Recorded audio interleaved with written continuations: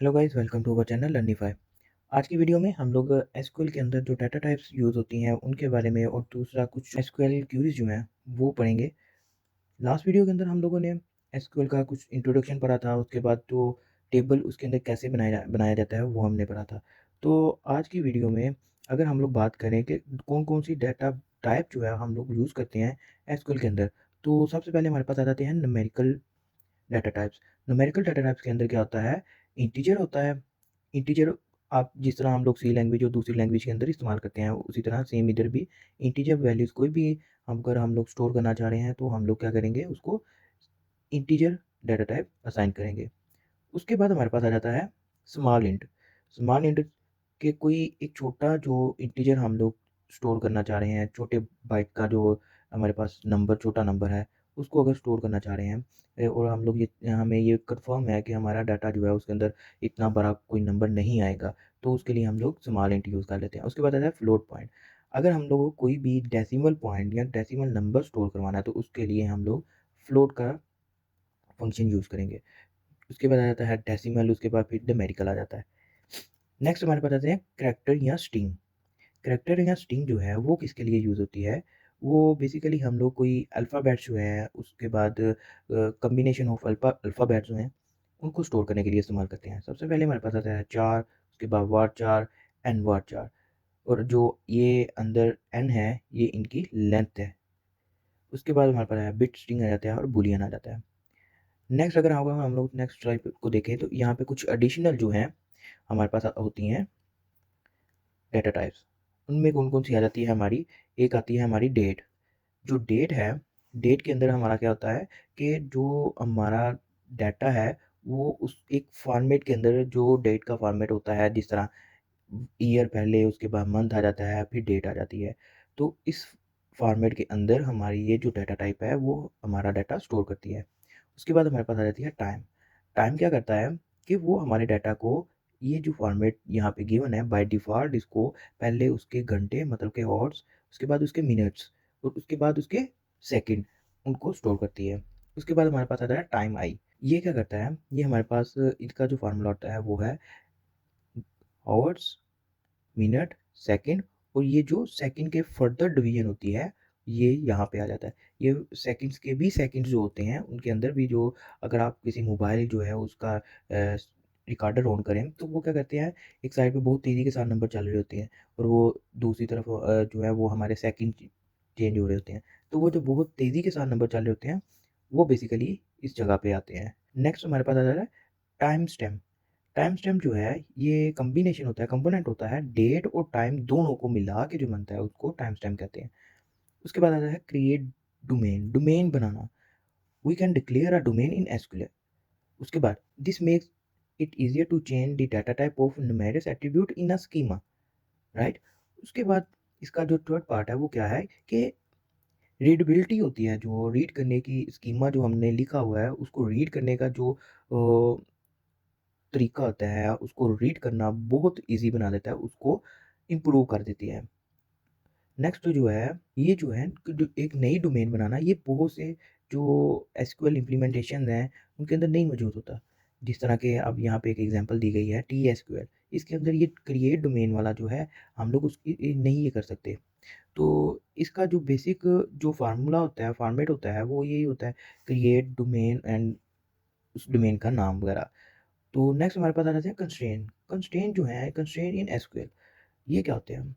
ये कंस्ट्रेंट जो होते हैं, ये बेसिकली हम लोग एक कमांड है जिसको यूज़ करते हैं टेबल बनाते हुए, कोई अपनी प्राइमरी की, सेकेंडरी की या फॉरेन की को स्पेसिफाई करने के लिए, ठीक है? यहाँ पे भी लिखा हुआ है create table command allow us to specify the primary key, secondary key and foreign key, और जो की एट्रीब्यूट्स हैं can be specified via the primary key and unique phrases.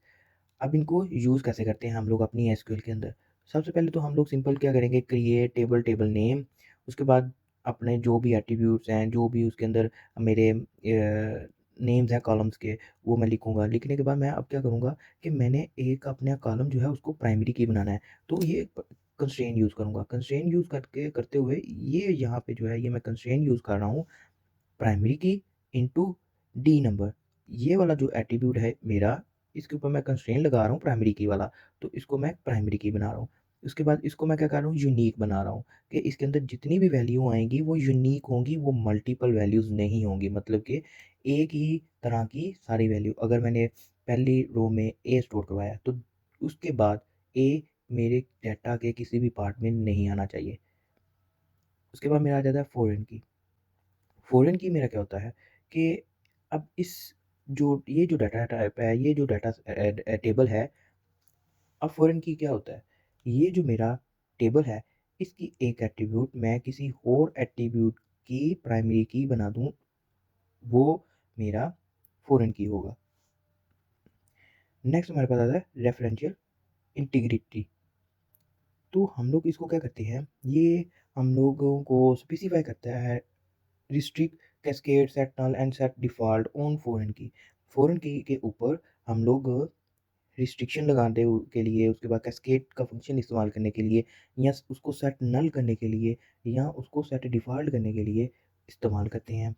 तो इसको किस तरह, इसका तरीका क्या है? तो सबसे पहले सेम उसी तरह हम लोग टेबल बनाएँगे, टेबल बनाने के बाद अपने एट्रीब्यूट बनाएँगे, और उसके बाद ये कंस्ट्रेंट लगाया फॉरेन की और यूनिक की का, प्राइमरी की का। उसके बाद फिर मैंने ये क्या किया, ये मैंने फ़ॉरेन की बनाई, और वो उन्होंने क्या किया है कि जैसा ही फ़ॉरेन की जो है ये मैंने बनाई है, लेकिन उसके ऊपर एक मैंने रेफ़रेंशियल इंटीग्रिटी लगा दी कि अगर जब कभी भी ये फ़ॉरेन की जो है ये डिलीट होती है, तो वो क्या करे, सेट डिफ़ॉल्ट।